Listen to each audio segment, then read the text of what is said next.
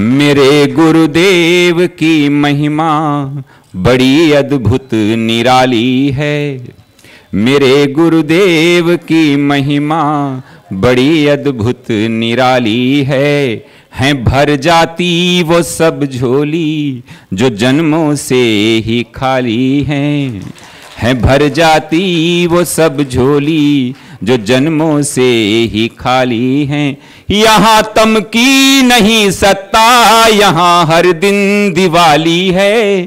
यहाँ तम की नहीं सत्ता, यहाँ हर दिन दिवाली है। भराया लोक अंतर में, नजर में प्रेम लाली है।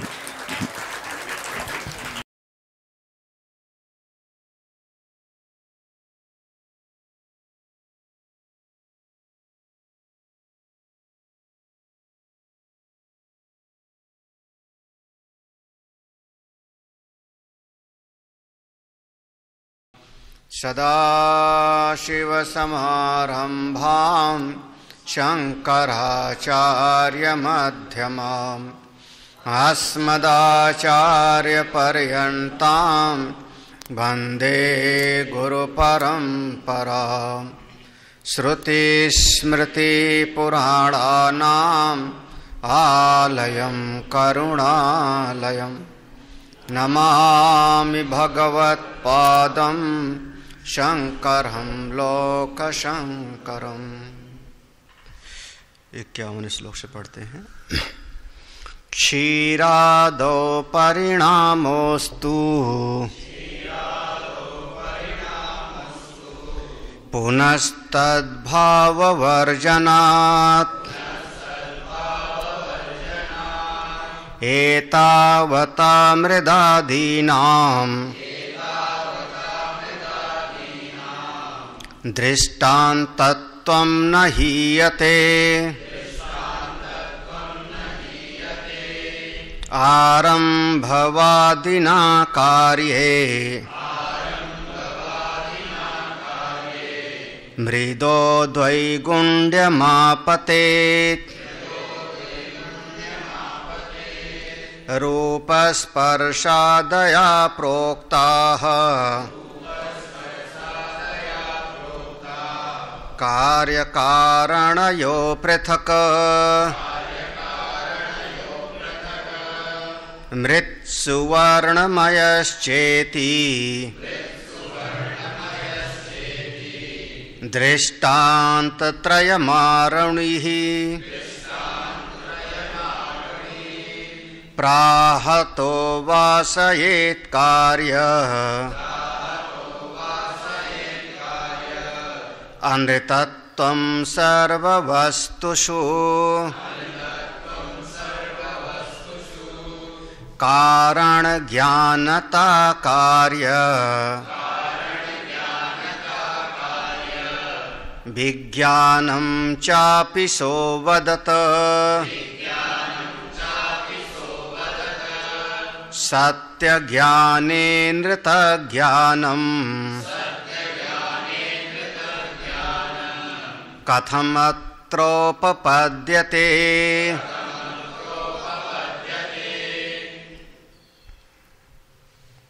आचार्य श्री ने कार्य कारण की परंपरा से जो कार्य है घट रूपी, यह जगत सारा का सारा कार्य है, जिसका दृष्टांत में लिया घट। और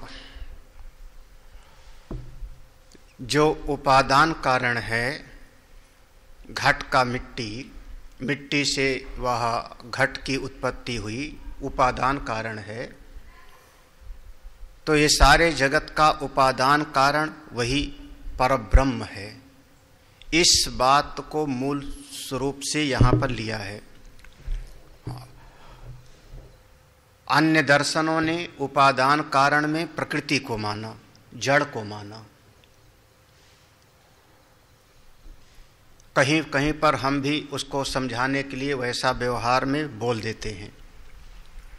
यहाँ सीधे सीधे उपादान कारण भी वही ब्रह्म है।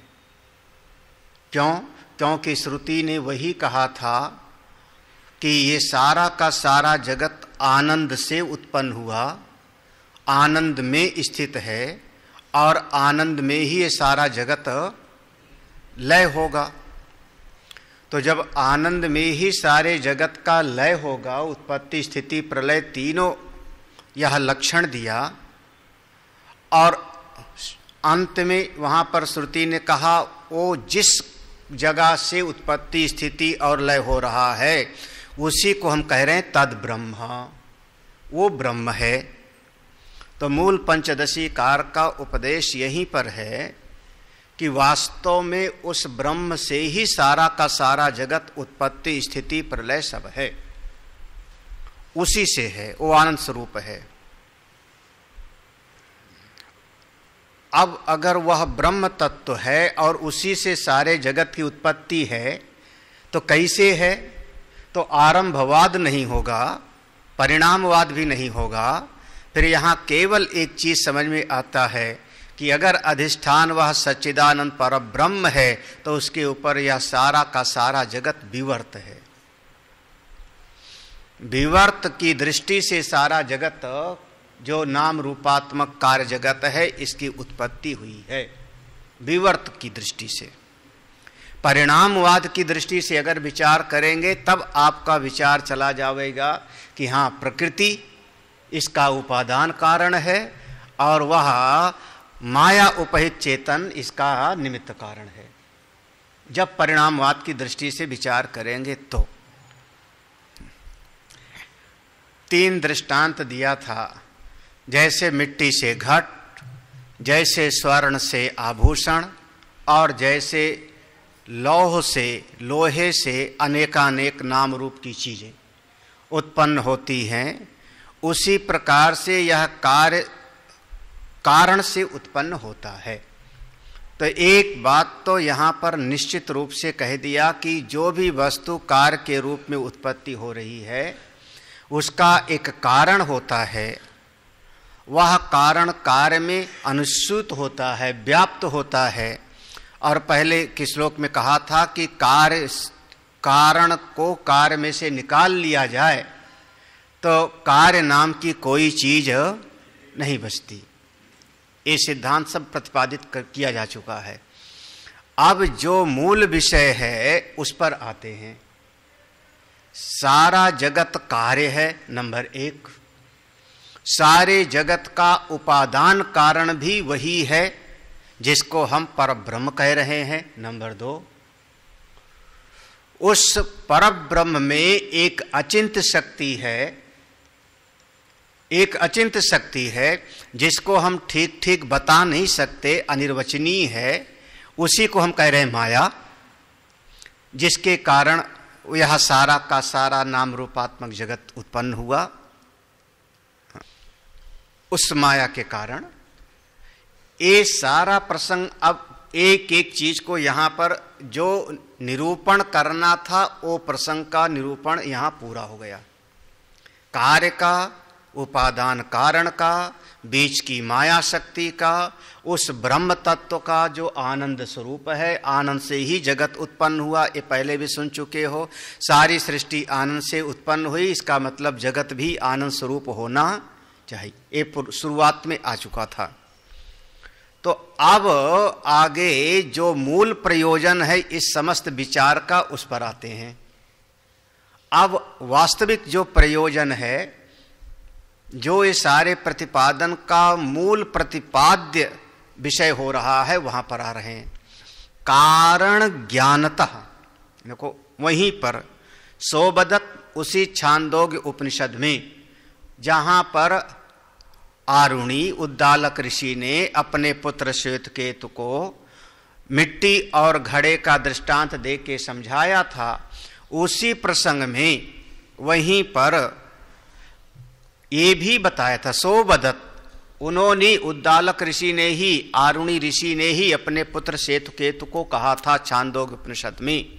सोबदत क्या कहा था कि कारण ज्ञानतः कार्य विज्ञानम अपि, कारण के ज्ञान से कार्य का भी ज्ञान हो जाता है। जिनके पास है देख लेना, ग्रंथ में एक जगह पर लिखा होगा, श्रुति का उदाहरण दिया होगा। यथा सौम्य एकेन मृत पिंडेन सर्वम मृण्मयम विज्ञानम स्यात्। मिल गया ना? ये छांदोग्य उपनिषद की श्रुति है।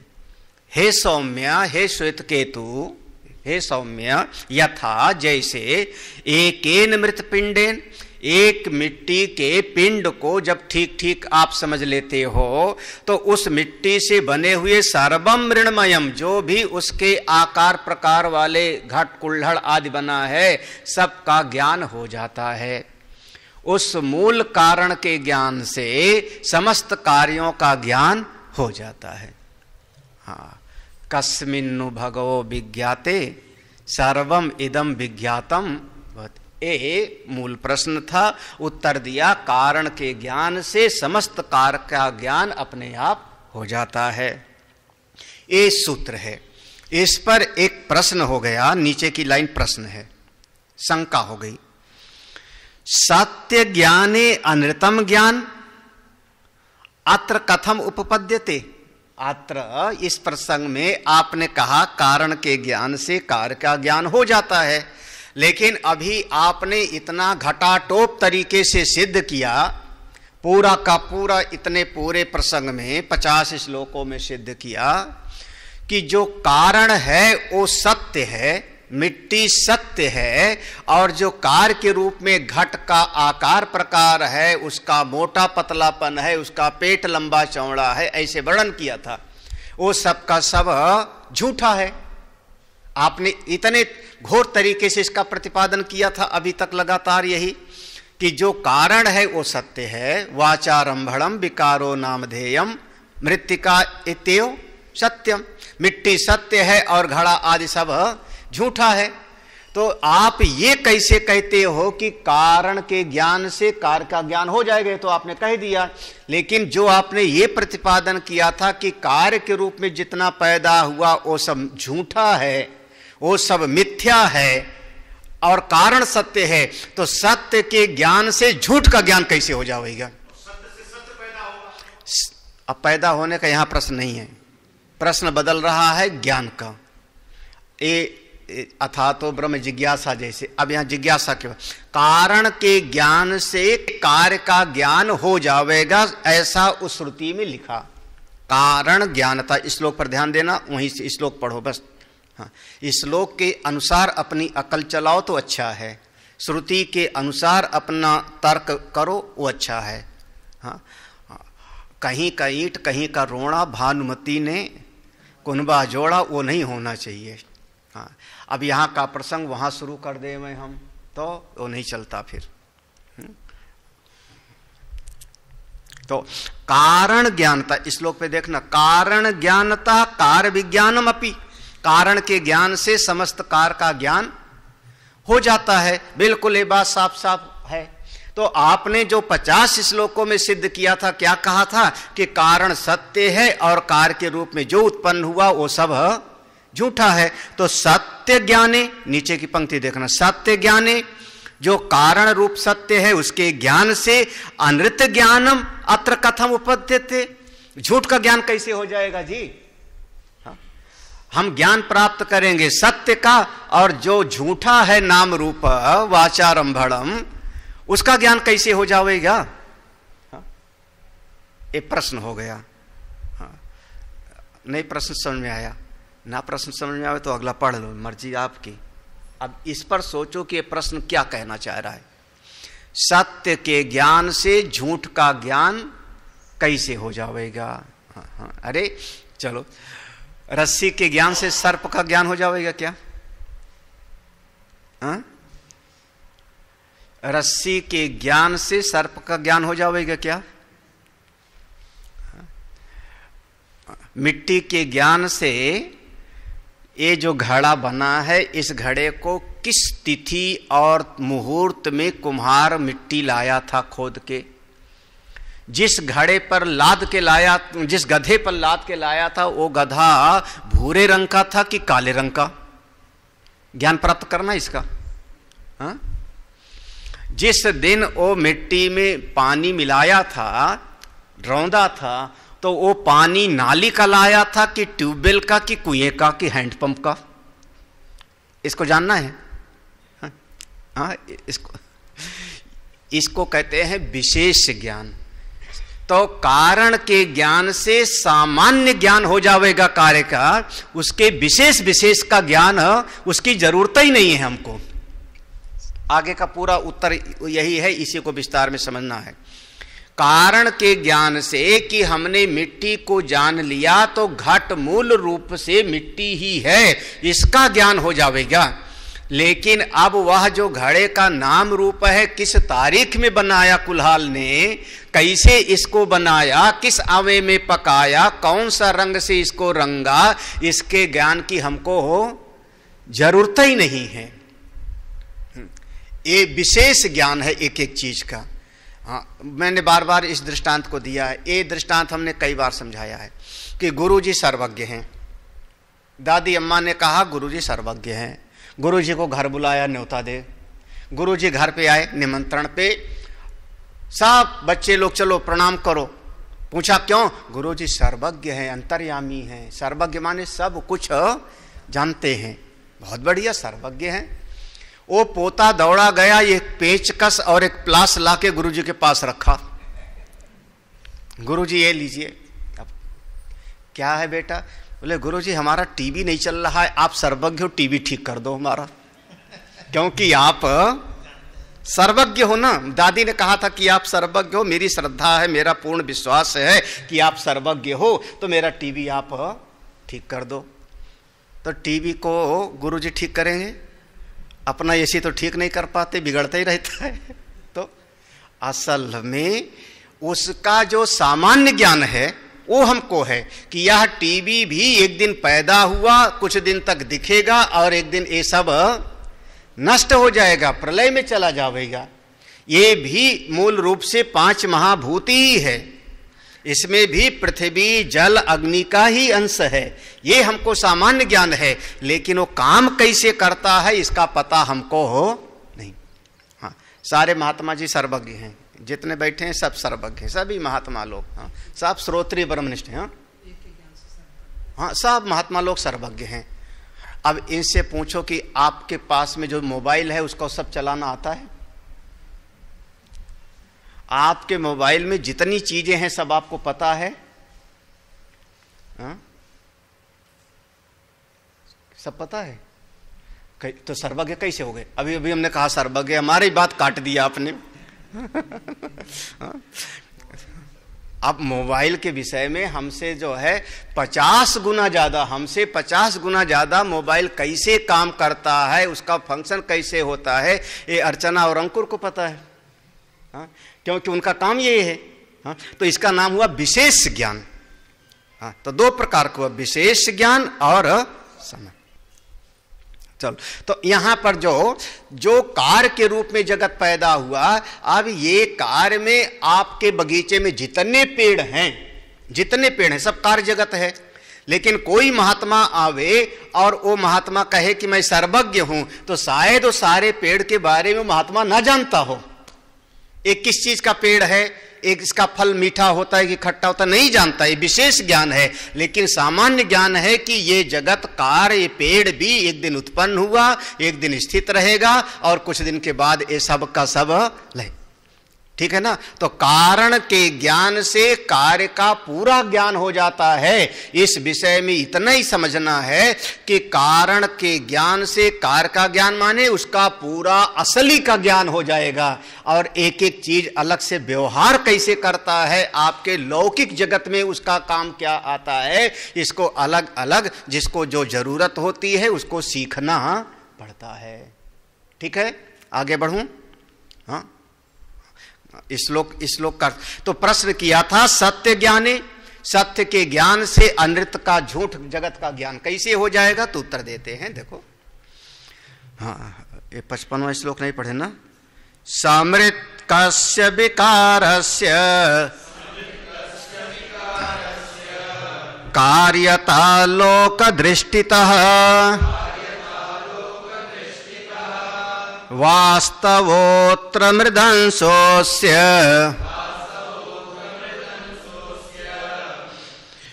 बोधा कारण बोधतः अनृतांशो न बोधव्यः तद्बोधानुपयोगतः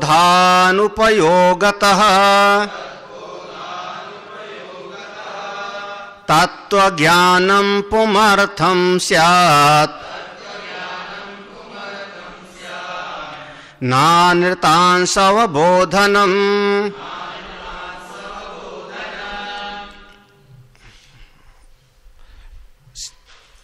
इसको पहले ले आना। लोक दृष्टितः, लौकिक जगत में जो समझ है, दुनिया में लोगों की जो समझ है लौकिक दृष्टि से, क्या कह रहे हैं?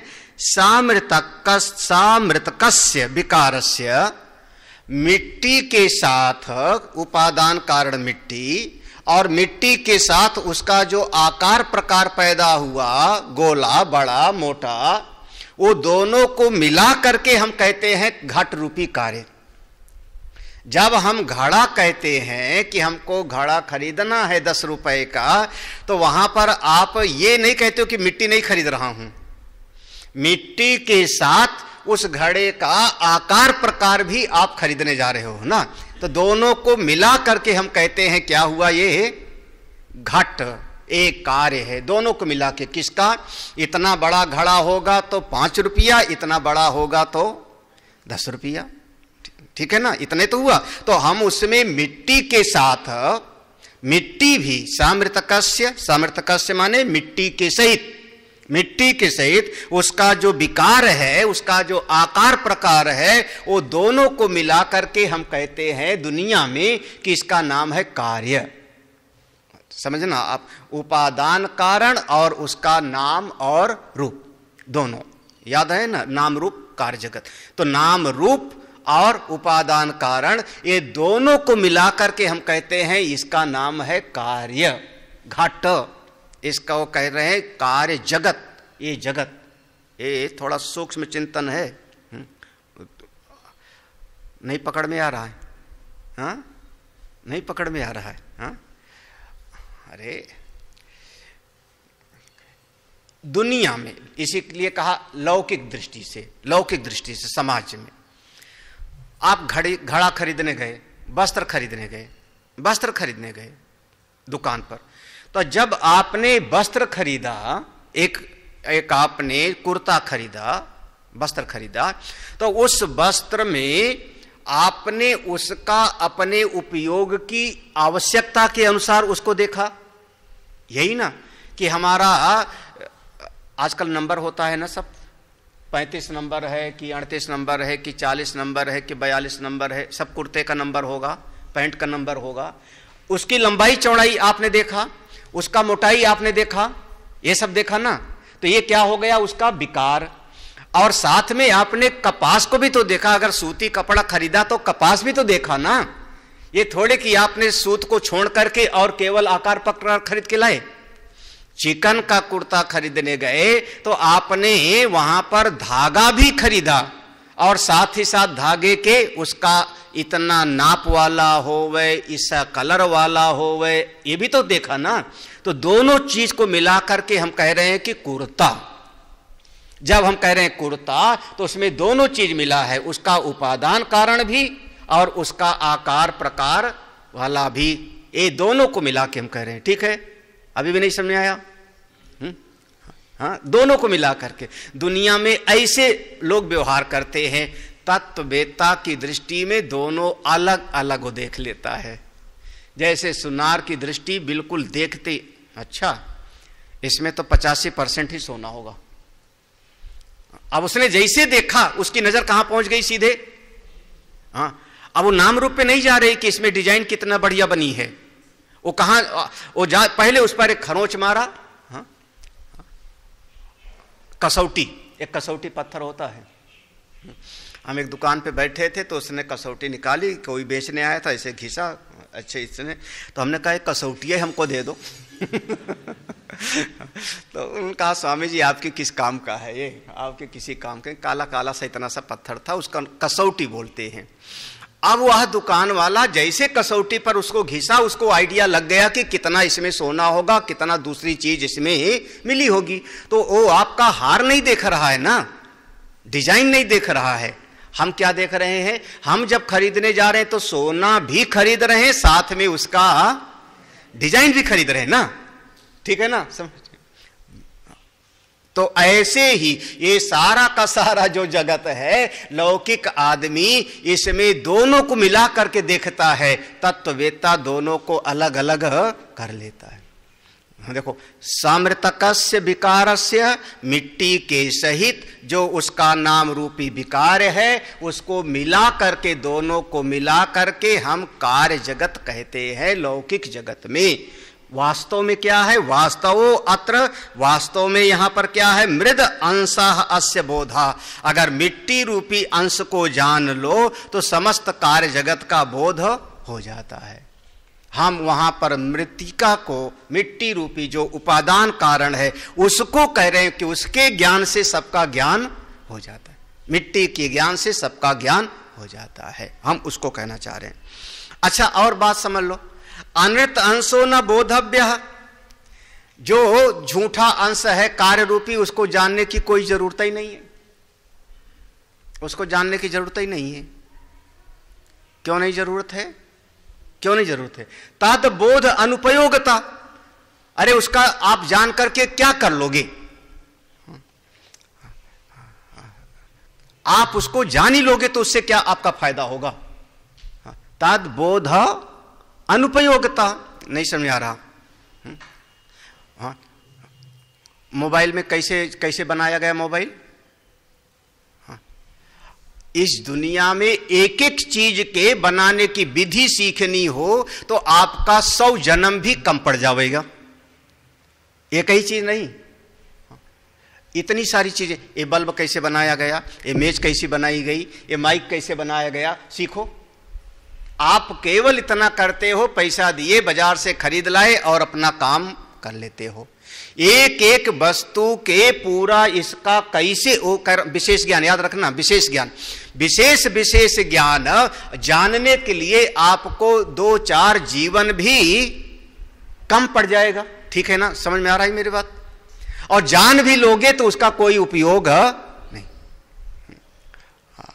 और हम लोग प्राइमरी स्कूल में आगे 6ठी 7वीं में पता नहीं क्या क्या पढ़े थे, जो भी पढ़े थे, कितना उपयोग आया उसका जीवन में? कुछ का उपयोग आया होगा, कुछ डिग्री लेके रख लिया, और बाकी चीजों का उपयोग? हाँ, जो इंजीनियर हो गए उनको इतिहास का उपयोग क्या आया? इंजीनियर हो गए तो उनको मैथ्स का उपयोग आया उनको। हाँ, जो डॉक्टर हो गए उनको बायो का उपयोग आया, लेकिन भूगोल का उपयोग क्या आया उनके जीवन में? क्या आया? और जो इतिहास में जाके पीएचडी कर लिए, संस्कृत में पीएचडी कर लिए, वो बेचारे भी रट्टा लगाए थे, sine theta plus cos theta is equal to जो फलाना फलाना। क्या काम आया? क्या काम आया? अनुपयोगता। इसीलिए भैया सारग्राही। अब तुम फरे कैसे बनाते हो, हमको क्या करना, जानबूझ करके खा लेते हैं, मस्त है।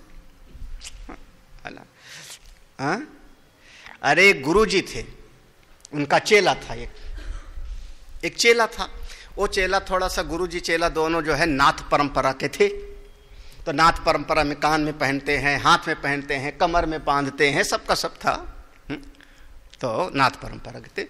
तो ओ गुरुजी ने कहा, देख तेरे चेहरे पर थोड़ा कालिख लगी है, ये मिट्टी लग गई है, कहीं तू मत्था टेक के आया था, कालिख लगी। उसने कहा, कहाँ गुरुजी? दिखाई नहीं पड़ा। बोले, दिखाई तो तब पड़ेगा जब दर्पण में देखेगा ना, जा देख दर्पण। अब नया नया चेला था, शीशे के सामने गया, शीशे के सामने जा करके दिखाई पड़ा, हाँ लगा तो है, हम मत्था टेके थे तो सब मिट्टी लग गई। उसने साफ कर लिया। अब जब उसने मिट्टी साफ कर लिया तो उसके मन में व्याप्ति बन गई। अब ये लक्षण हो गया। हाँ, कौन सी व्याप्ति बनी? कि जब आपको कुछ देखना हो तो किस में दिखाई पड़ेगा? शीशे में। दर्पण में ना, तभी तो दर्पण में देखोगे तभी तो सही बनेगा ना, ठीक ठीक पता लगेगा। बोले हाँ बिल्कुल सही बात है, जब देखना हो तो जहां जहां दर्पण होता है दिखाई पड़ जाता है, बहुत अच्छी बात। अब एक दिन गुरुजी ने कहा, बेटा ये जो तेरे हाथ में कंगन है, जो हाथ में कंगन है ना, वो कड़ा पहना है ना, इसको उतार दे, ये लगता है।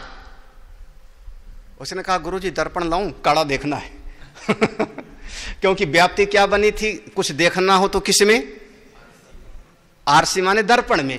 तो अब हाथ में जो है कंगन, गुरुजी ने कहा उसको उतार दो, तो कहता है दर्पण में देखता हूं, शीशा लाता हूं फिर देखता हूं कहां पर है। बोले बेटा हाथ कंगन को आरसी क्या, जो प्रत्यक्ष है उसके लिए किसी और की जरूरत नहीं। अब ऐसे समझ लो, जो फरा सो झरा, जो बरा सो। तो हमको बहुत सारा एक एक चीज कैसे काम करती है, कैसे बनती है, उसको जानने की जरूरत नहीं। हम असली चीज को पकड़ लेते हैं बस। हाँ देखो असली चीज क्या हुआ, इसलिए कहा अनृत अंशो न बोधव्यम। जो ये कार्य जगत है झूठा अंश है, ये बहुत ज्यादा जानने की जरूरत नहीं है। हम इसका मूल पकड़ लिए कि जो जो पैदा होगा सो सो नष्ट होगा, जो जो जन्मेगा सो सो मरेगा, जो जन्मेगा सो सो मरेगा। हमने मूल चीज को पकड़ लिया और एक एक चीज को जानने की, समझने की हमको कोई बहुत ज्यादा कोई उपयोगिता भी दिखाई ही नहीं पड़ती। आप लोग भी नहीं जानते हो घर की सारी चीजें कैसे बनती हैं। एक एक चीज आप अपने कमरे में रखे हुए हो, कैसे बनी, कैसे चीज आपको नहीं पता। हाँ, फ्रिज कैसे बना, टीवी कैसे बना, उसमें कौन कौन सी मशीन लगी हुई है, सब पता है किसी को। हाँ, जब रोज के उपयोग की चीज आपको नहीं पता है। हाँ, एक किताब कैसे छपा, अब हमको जानना है एक किताब कैसे छपा, तो इसकी कंपोजिंग कैसी हुई, फिर इसका प्रेस का मशीन कैसे लगी, फिर इसका कैसे, अब आप सीखो तो जिंदगी बीत जाएगी आपको प्रेस में सीखते सीखते। तो इसका बहुत ज़्यादा उपयोग नहीं है। हम अपने असली चीज को पकड़ लेते हैं, क्या, जो उत्पत्ति वाला होगा सो एक समय पर नष्ट होने वाला होगा, और उत्पत्ति नष्ट होने वाला अनृत है, झूठा है, और जो मूल कारण है वही परम सत्य है। बस उसी से आपका सारा का सारा आपके जीवन की समस्या हल उससे होगी। कैसे, तत्व ज्ञानम पुमर्थम स्यात्। तत्व के ज्ञान से ही आपका जो पुरुषार्थ है, मोक्ष रूपी पुरुषार्थ, वो सिद्ध होगा। पुमर्थम माने आपका असली पुरुषार्थ, आप जो चाहते हो, आपके जीवन के शोक मोह की निवृत्ति, आपके जीवन की दुख की निवृत्ति, वो किससे होगा, तत्व ज्ञानम पुमर्थम। तत्व ज्ञान से ही पुरुष का जो वास्तविक अर्थ है, पुरुषार्थ मोक्ष, वह सिद्ध होता है। ना अनृत अंश अवबोधनम। अरे झूठी चीज को जानना कोई बहुत बड़ी बात नहीं। ना अनृत अंश, झूठी चीज को जानना कोई बहुत बड़ी बात नहीं, असली को जानो।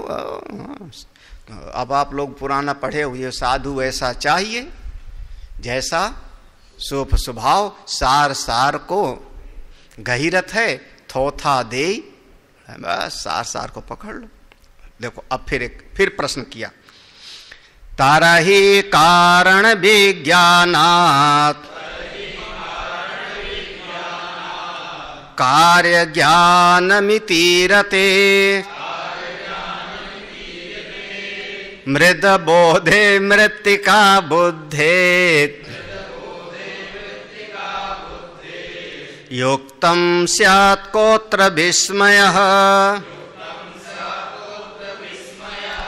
तरही माने तब तो एक बात है जी। कारण विज्ञानात् कार्य ज्ञानम, कारण के ज्ञान से कार्य का ज्ञान हो जाता है, आपने कह दिया। कारण विज्ञानात् कार्य ज्ञानम, कारण के ज्ञान से कार्य हो जाता है। तो कारण क्या बताया आपने, कार्य है घड़ा, कारण है मिट्टी, यही ना आपने यही कहा ना। तो और आपने कह दिया कि घड़ा भी मिट्टी ही है, तो कौन सा हुआ, मृद बोधे मृत्तिका बुद्धि। वाह वाह, मिट्टी के ज्ञान से मिट्टी का ज्ञान हो गया। इसमें कौन सी बड़ी बात हो गई। अरे घड़ा था ना, घड़ा था ना, आपने पहले बहुत गंभीरता से सिद्ध किया कि घड़ा नाम की कोई चीज नहीं है। क्या वहां पर मिट्टी है, वहां मिट्टी, छुएंगे तो मिट्टी, चखेंगे तो मिट्टी। तो घोर तरीके से आपने सिद्ध किया कि कार्य नाम की कोई चीज नहीं है, घड़ा नाम की कोई चीज नहीं है, केवल वाणी का विकार मात्र है। वाचारंभणम विकारो नामधेयम, सत्य केवल मिट्टी है। और आपने फिर कहा कारण के ज्ञान से कार्य का ज्ञान हो जाता है। तो ये तो मिट्टी के ज्ञान से मिट्टी का ज्ञान हो गया। तो मिट्टी के ज्ञान से मृद बोधे मृतिका बुद्धि, मिट्टी के ज्ञान से मिट्टी का तो ज्ञान हुआ। तो युक्तम स्यात् कोत्र विस्मय, तो इसमें कौन सी बड़ी बात कह दी आपने? श्रुति ने कहा है, वेद ने कहा है, उपनिषद ने कहा है, ऋषियों ने कहा है, क्या जानो? भले उत्तिष्ठत जागृत प्राप्य वरान निबोधत, उठो जागो, अनंत काल से सोए हुए जीव जाओ, गुरु जी के पास जाओ, ज्ञान प्राप्त करो। तो पूछा तुम तो गए थे, क्या ज्ञान पाए? बोले मिट्टी से मिट्टी का ज्ञान। तो इसमें कौन सी बड़ी बात है? इतनी सी ज्ञान की बात। ये प्रश्न है, अरे कुछ विशेष बात बताओ, कुछ ऐसी चीज बताओ कि दिल जो है आह्लादित हो जावे। हाँ, आज नया विचार मिला, ऐसा ज्ञान मिला जैसा आज तक कभी सुना जाना नहीं था। मिट्टी से मिट्टी का ज्ञान हो गया, मिट्टी के ज्ञान से मिट्टी का ज्ञान हो गया। ये तो कोई बहुत को विस्मया, उसमें कौन सी बड़ी बात है? तो भाष्यकार उत्तर देते हैं, आचार्य श्री उत्तर देते हैं, कहते हैं हाँ, इसमें तुम्हारे लिए कोई आश्चर्य की बात नहीं है। सत्यम कार्येषु वस्त्वंशः कारणात्मेति जानतः विस्मयो मास्तु इहाज्ञस्य विस्मयाकेन वार्यते आरंभी परिणामी च लौकिकश्चैक कारणे ज्ञाते सर्वमतिं श्रुत्वा प्राप्नुवन्तेव विस्मयम्। देखो भाई, सत्यम, तुम्हारी बात तो बिल्कुल सही है, हम मान लेते हैं तुम्हारी बात, कोई बहुत आश्चर्यजनक बात नहीं है। हाँ, क्या अब देखो फिर देहाती भाषा याद आ रही है आज हमको। पाया कहे सो बावरा, अब खोया कहे सो मोड़। 12 साल गुरु जी के पास साधना किया, पूरा साधन चतुष्टय संपन्न होकर के गया, श्रवण मनन निधिध्यासन किया, ध्यान किया, और अगर उसने कहा कि हमने पा लिया, पा लिया, पा लिया, इसका मतलब जो चीज पहले नहीं मिली थी उसको तुमने पाया, यही ना? और अगर तुमने उसको पाया तो फिर वो किसी न किसी दिन तुमसे बिछुड़ जाएगा, यही तो होगा ना? पाया यानी कभी न कभी बिछुड़ जाएगा। तो वो ब्रह्म नहीं है। ये ब्रह्म का लक्षण हमेशा याद रखना, हे उपादेय रहित। वह तत्व आत्मा हे उपादेय से रहित है। हे माने त्याज्य, उपादेय माने ब्रह्म। वो हे उपादेय बुद्धि से रहित है, उसको न त्यागा जा सकता है, ना उसका पाया जा सकता है। अच्छा, किसी ने कहा हाँ हाँ जान साधना किया, 12 साल साधना किया हमने, तो पूछा सब का सब हमारे भीतर का सब चला गया। क्या चला गया? अज्ञान, अज्ञान के सारे कार्य। बोले चला गया? चला गया? बोले हाँ गुरुजी चला गया। बोले चला गया तो फिर एक दिन आ जाएगा। हाँ भाई, जैसे जो मिला वो बिछुड़ जाएगा, तो चला गया तो फिर आ जाएगा। तो पाया कहे सो बावरा, खोया कहे सो, पाया खोया कछु नहीं, ज्यों का त्यों।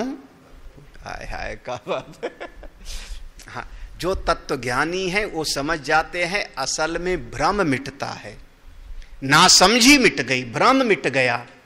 हमको जो मिले हुआ है अपना आपा, ना अपना आपा मिले हुआ है, उसी का बोध हुआ, और क्या। तो ज्ञानी की दृष्टि में कोई बहुत आश्चर्य नहीं है।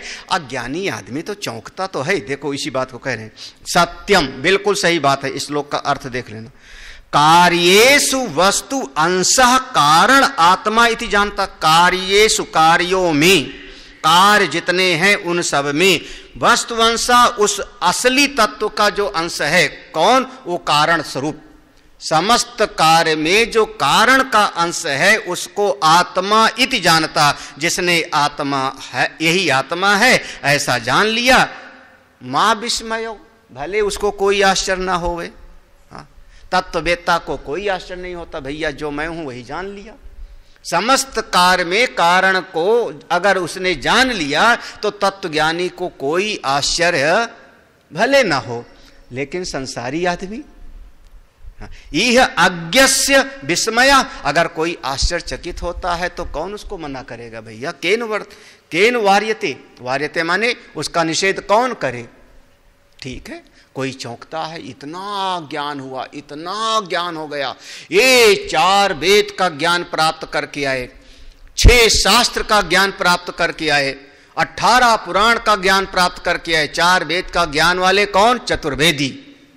है ना? अरे महाराज, षडांगादि वेदेषु मुखे शास्त्र वेद्या कवित्वादि गद्यम पद्यम करोति। हो, सब जानते हैं, सब जानते हैं। पूछा तो गांव में अगर कोई चला जाए इतना बड़ा विद्वान तो क्या कहेंगे? चतुर्वेदी जी है, 4 वेद इनको पूरा घटस्थ। बिल्कुल आश्चर्य होता है, बिल्कुल, क्यों नहीं आश्चर्य होगा? तत्ववेत्ता कहेंगे तुम अपने आत्मा को जाने कि नहीं? आत्मा को जान लिया कि नहीं? बोले आत्मा को नहीं जाना तो ठीक है, तुम अभी रोगे। आत्मा को नहीं जाना तो अभी रोगे, और जब आत्मा को जान लोगे तो ये सारा वेद वेदांग का ज्ञान तो एक तरह से वो बाहर की विद्या हो गई, बुद्धि के अंतर्गत की विद्या हो गई। तत्व का बोध तो केवल आपके स्वरूप का बोध करता है, उसमें किसी को कोई आश्चर्य नहीं होता। फिलहाल जो 3 मत थे, याद रखना, पहले बताया हुआ था शुरुआत में, आरंभवाद, परिणामवाद और तीसरा विवर्तवाद। 3 था ना, फिर से आरंभी परिणामी चा लौकिका चा एक कारणे। हाँ, जो आरंभवादी है, याद करना, आरंभवादी ने क्या कहा था? वैशेषिक दर्शन ने, वहां पर हमने पढ़ाया था।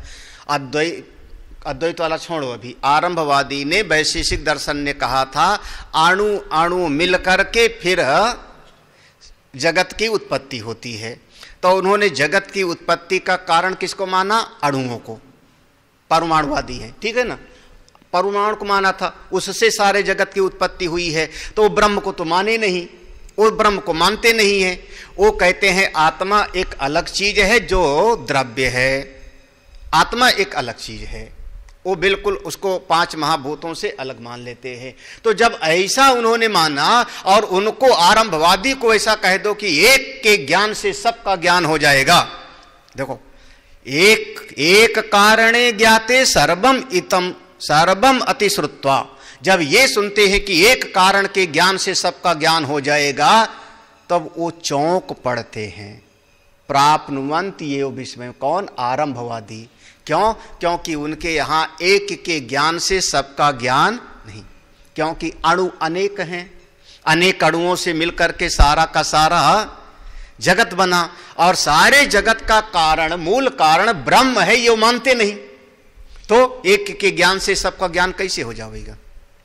तो ऐसी श्रुति जब आ जाएगी वेद में कि एक के ज्ञान से सबका ज्ञान हो जाता है, तो ऐसे मत वाले वो कहते हैं ये स्तुति है, अर्थवाद है, इस पर ज्यादा सोचने विचारने की जरूरत नहीं।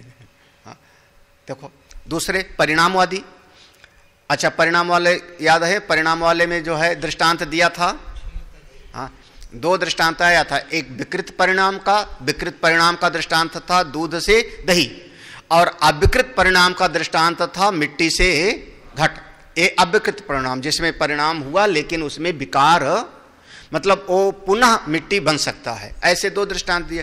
तो परिणामवाद है सांख्य दर्शन का, तो वो सारा का सारा जगत जितना पैदा हुआ, ये सारा जगत प्रकृति से पैदा हुआ, ऐसा मानते हैं वो। प्रकृति, और प्रकृति 3 गुण वाली है, 3 गुण से 5 महाभूत पैदा हुए। तो भैया एक गुण को जानोगे तो दूसरे गुण को कैसे जान जाओगे? प्रकृति को जान लोगे तो पुरुष तो बाकी रह जाएगा। तो एक का ज्ञान से सब का ज्ञान हो जाएगा। ये बात जब परिणामवादी सुनते हैं तो उनको भी बड़ा आश्चर्य होता है कि एक के ज्ञान से सबका ज्ञान कैसे हो सकता है। देखो, आरंभी परिणामी च, एक कारणे ज्ञाते सर्वमतिम श्रुत्वा, जब ये सुनते हैं कि एक कारण के ज्ञान से सबका ज्ञान हो जाएगा तो विस्मयम प्राप्नुवन्ति, चौंक पड़ते। तीसरे कौन? लौकिका, दुनियादारी में फंसे हुए लोग। लौकिक माने इस लोक में फंसे हुए, लोक को ही सत्य बुद्धि से स्वीकार करने वाले। हाँ, ये लौकिक लोग ये भी जब ये सुनते हैं, अरे एक के ज्ञान से सबका ज्ञान हो जाएगा, क्या पागल बने हो। ये महात्मा लोग भांग खा के लिखे हैं ग्रंथ। हाँ, काशी में भांग छानते हैं। बताओ, हद हो गई। जामुन के पेड़ को जानेंगे तो आम को कैसे जान जाएंगे? हाँ? एक कौन कह रहा है? हाँ? लौकिक बोल रहा है ना, लौकिक बोल रहा है ना। हाँ? किसने कहा? पाश्चात्य दार्शनिकों ने। तो अरे हद हो गई। हाँ? आप एक चीज के ज्ञान से सबका ज्ञान कैसे हो जाएगा? हद हो गई। हाँ? कुर्सी के ज्ञान से मेज का ज्ञान हो जाएगा, मेज के ज्ञान से माइक का ज्ञान हो जाएगा, माइक के ज्ञान से महल का ज्ञान हो जाएगा, महल के ज्ञान से जो है वो पशु पक्षी का ज्ञान हो जाएगा। कैसे हो जाएगा? यहां तो हर एक चीज का ज्ञान अलग अलग पाना पड़ता है। कौन बोले? घुटने का इलाज करने वाला अलग, पेट का इलाज करने वाला अलग, कमर का इलाज करने वाला अलग, यही ना? गले का इलाज करने वाला, ENT वाला बिल्कुल अलग। हाँ, वो चुटकुला बना डाला लोगों ने, चुटकुला बनाया कि धीरे धीरे यहां तक सृष्टि बनेगी कि आंख में दर्द हुआ तो हम जाएंगे आई स्पेशलिस्ट के पास। जब उसके पास जाएंगे तो वो ऐसे लगा के देखेगा आंख में, तो हम कहेंगे डॉक्टर साहब इसमें नहीं, इसमें दर्द है। तो वो कहेगा कि फिर मेरे पास क्यों आए हो, मैं केवल दाईं आंख वाला डॉक्टर हूं, बाईं आंख वाला वहां बैठता है। ये चुटकुला बनाया। तो अब बताओ, हद हो गई। अच्छा, आंख के ज्ञान से जो है नाक वाले का ज्ञान कैसे हो जाएगा? उसके लिए अलग से पढ़ना पड़ेगा। तो आप कहते हो एक के ज्ञान से सबका ज्ञान हो जाएगा।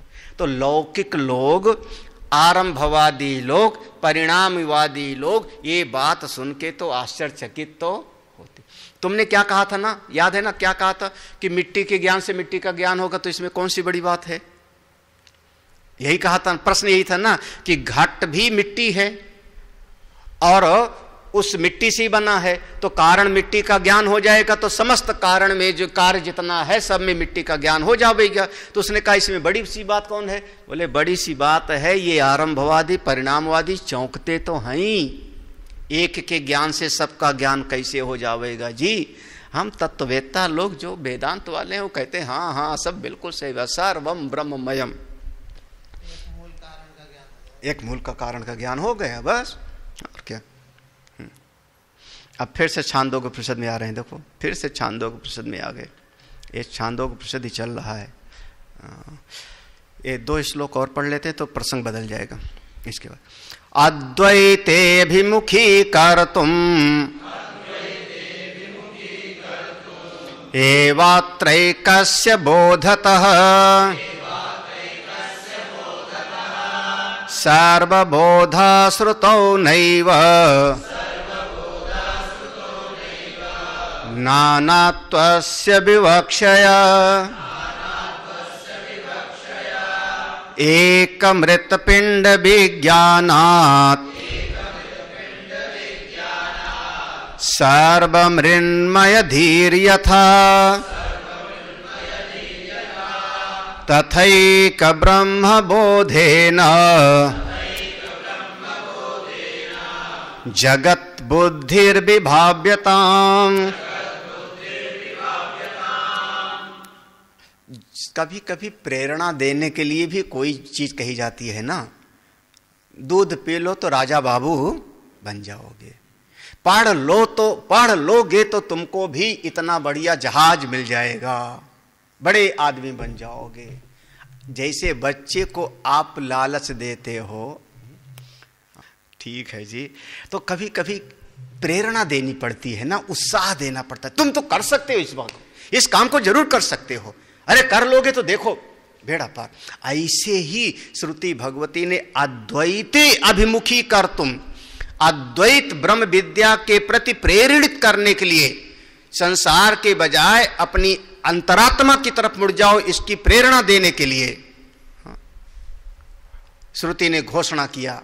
बहुत सारी श्रुतियां, तरत शोकम आत्मवित, एक के ज्ञान से सर्व का ज्ञान हो जाता है। अत्र एकस्य बोधता सर्वबोधः श्रुतो, ये जो श्रुति ने एक के ज्ञान से सबके ज्ञान की बात कही, एकस्य बोधता सर्वबोधा, जो एक के ज्ञान से सबका ज्ञान हो जाएगा, ये जो श्रुति ने कहा आत्मज्ञान की तरफ प्रेरणा देने के लिए कहा है। आप बढ़ो तब तो क्या जान जाओगे। यहां पर जब वहां कहा सर्व का ज्ञान, सबका ज्ञान हो जाएगा, तो सर्व माने ढेर सारी चीजें हो गई ना, सर्व माने वहां पर अनेक हो गया, तो वहां अनेक चीजें बताना वहां श्रुति का प्रयोजन नहीं। श्रुति का कहने का मतलब था कि अनेक अनेक नाम रूपों में जो मूल तत्व है उसके ज्ञान से एक ही का जान लो, सबका ज्ञान हो जाए। ऐसे भी समझ लो ना, जरा सी हम शरीर का एक बूंद खून लेता है, वो ऐसे चुबाया था, चुबा करके खून निकाला एक बूंद, और ऐसे एक कांच पर उसको ऐसे लगा लिया था, ऐसे किया था ना, तो एक बूंद खून से पूरे शरीर के खून का जो कितना टीएलसी डीएलसी है उसको पता लग गया कि नहीं? कैसे पता लग गया? हम कहें पूरा खून पहले निकालो शरीर का एक एक बूंद निचोड़ो पूरा, और फिर उसको चेक करो। बोले नहीं, एक बूंद खून के ज्ञान से सारे खून के तत्व का ज्ञान, एक बूंद जल के ज्ञान से पूरे समुद्र का ज्ञान हमको हो जाता है कि H2O है।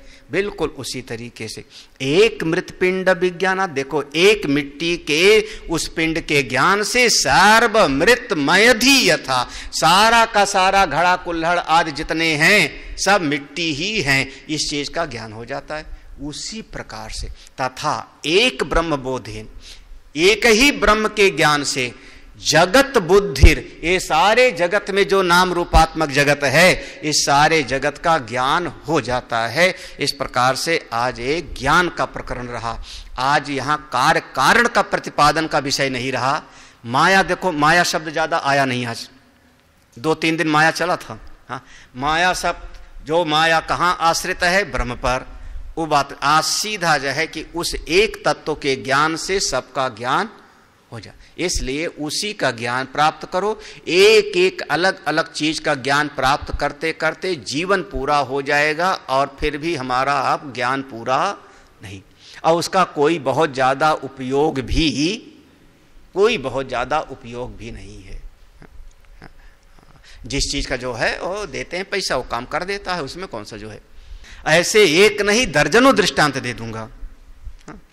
तो चाय बनाना हमको आता है, रोटी बनाना हमको आता है, खाना बनाना आता है, लेकिन 4 लोग सेवा करने वाले हो, अब मैं काहे के लिए चूल्हे में जाऊं?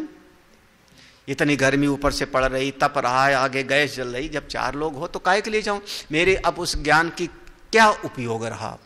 संसार में एक एक चीज का ज्ञान प्राप्त करते जाओगे, उसका कोई बहुत ज्यादा, हाँ, कितनी सारी देवियां सिलाई सीखी होंगी, और शुरुआत में बड़ा शौक होता था। हाँ, सीखा होगा कईयों ने, शुरुआत में बड़ा शौक होता था। साल 2 साल के बाद में फिर सुई धागा भी अभी मांगू कहाँ है तो ढूंढेंगी फिर। हाँ, तो हाँ बस वो शुरुआत में शौक में खरीद लेते हैं, सब खरीद लेंगे। शुरुआत में 2-4 कपड़े, 1-2 महीना, हाँ अपने काम बड़ा बढ़िया काम कर लिया। क्या कहूं, एक एक इसको कह रहे हैं विशेष ज्ञान। एक एक चीज के ज्ञान की हमको कोई जरूरत नहीं, उसका कोई उपयोग नहीं, हम असली चीज को पकड़ लेते हैं, बस सार को गही रहते। हाँ, कौन जाने की हाँ बिल्कुल, कार्य को देख के कारण का ज्ञान होता है, बिल्कुल सही स्वामी जी। और कारण के ज्ञान से कार्य का ज्ञान हो जाता है, एक के ज्ञान से सर्व का ज्ञान हो जाता है। श्रुति भगवती की प्रतिज्ञा है। अब इसकी संगति लगाओ। ओम पूर्णमदः पूर्णमिदं पूर्णात् पूर्णमुदच्यते पूर्णस्य पूर्णमादाय पूर्णमेवावशिष्यते।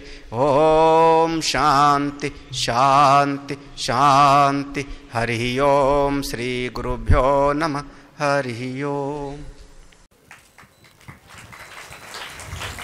मेरे गुरुदेव की महिमा बड़ी अद्भुत निराली है। मेरे गुरुदेव की महिमा बड़ी अद्भुत निराली है भर जाती वो सब झोली जो जन्मों से ही खाली है भर जाती वो सब झोली जो जन्मों से ही खाली हैं। यहाँ तम की नहीं सत्ता, यहाँ हर दिन दिवाली है। यहाँ तम की नहीं सत्ता, यहाँ हर दिन दिवाली है। भराया लोक अंतर में, नजर में प्रेम लाली है। फिल्मों की तर्ज पर मैं कुछ लिखता नहीं, गुरुदेव को पसंद भी नहीं है, शास्त्रीय आधार पर लिखाते हैं, लेकिन आज मैं कुछ प्रयास करता हूं। मेरे गुरुवर शिव त्रिपुरारी, जिनकी महिमा भारी नजर में छा गए हैं, के दिल में समा गए हैं। हो मेरे गुरुवर शिव त्रिपुरारी, जिनकी महिमा भारी नजर में छा गए हैं, के दिल में समा गए हैं। ओ मेरे प्यारे गुरुवर, जीवन बना था संग्राम रे। ओ मेरे प्यारे गुरुवर, जीवन बना था संग्राम रे। खिलती हुई सुबह भी लगती थी जैसे कोई शाम रे। भूल गए दुख दर्द बीमारी, मिट गई चिंता सारी, शरण तेरे आ गए हैं, प्रेम रस पा गए हैं।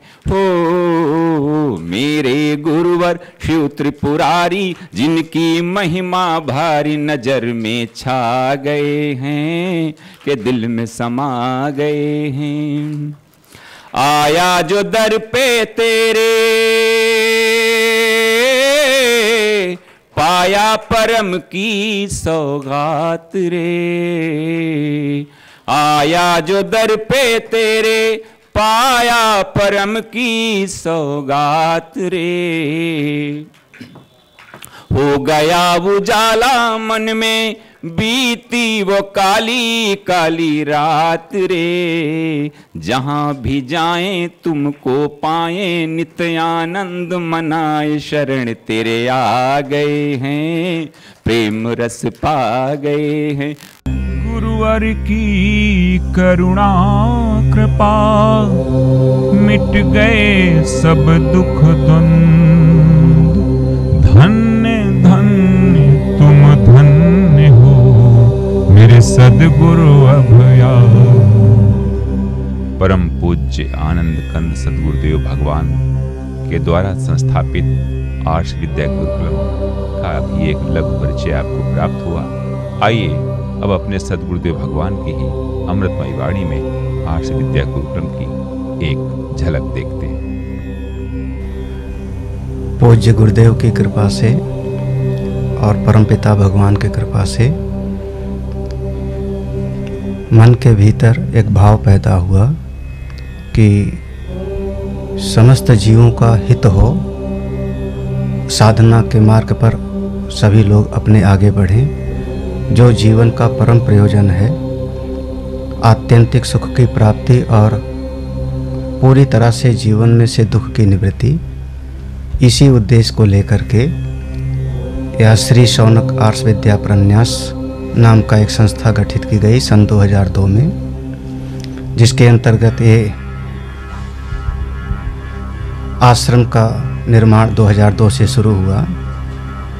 साधना के इसमें 3 स्वरूप होते हैं। कर्म के मार्ग में साधना हो, इसके लिए यज्ञशाला का निर्माण किया गया। हमारा मन भगवान के साथ में जुड़े, भाव के साथ में भक्ति करें, इसके लिए दक्षिणामूर्तेश्वर भगवान शिव की स्थापना की गई। और मनुष्य के जीवन में बहुत सारी समस्याएं उसके अज्ञान से आती हैं, भ्रम से आती हैं। तो हमारी बुद्धि भी ठीक हो, समझदार हो, विचारवान हो, इसके लिए सत्संग हाल का निर्माण हुआ, जिसमें लगातार सुबह और शाम दोनों समय श्रीमद् भगवद गीता, उपनिषद, वेद और सभी पुराणों का आधार लेकर के सत्संग किया जाता है, जिसके माध्यम से जीवों का प्रगति हो, विकास हो।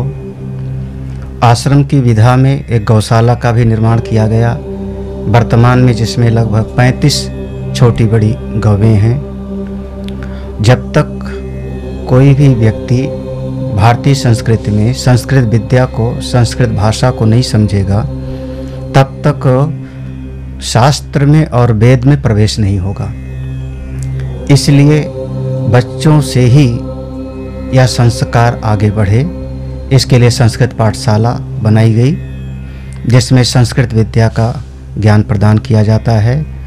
और इन्हीं बच्चों में से कोई न कोई आगे बढ़कर के ब्रह्म विद्या को प्राप्त करता है, करेगा, जिसका जीवन परम कल्याणकारी होएगा, उसके अपने लिए भी और समाज के हित लिए भी। जीवन का मूल सूत्र यही है, सर्वे भवन्तु सुखिनः, सर्वे सन्तु निरामयाः, सर्वे भद्राणि पश्यन्तु, माँ कश्चित् दुःख भाग् भवेत्। ओम शांति शांति शांति।